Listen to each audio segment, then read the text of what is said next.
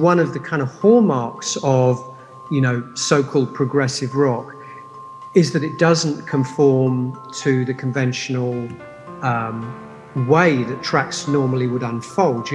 So a piece of progressive rock can go in very unpredictable directions in terms of song structure. It doesn't just have to be verse, chorus, bridge, chorus. So I think that was one of the things that always appealed to me from the very, very beginning, hearing my dad play things like Dark Side of the Moon and Tubular Bells when I was a kid, was this idea, this is not normal pop music. It doesn't just have the normal structures that pop music has.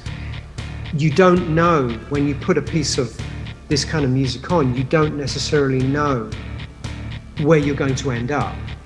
You don't know where you're going, you don't know what kind of landscapes you're going to move through in the course of listening to a piece of music of this kind, which is something it has in common with the whole kind of symphonic tradition, isn't it? Classical music and stuff. But pop music, for better or worse, kind of developed this this kind of structural similarity. You have an intro, you have a verse, you have a chorus, you have a middle bit, and then you have a chorus.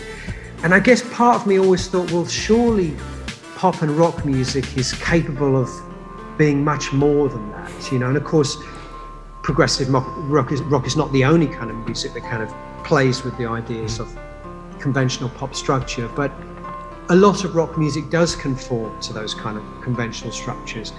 And I've always found it more interesting to confront those kind of tropes and cliches and play with them. And I love it when music is surprising and unfolds in more unusual ways in that respect, I guess.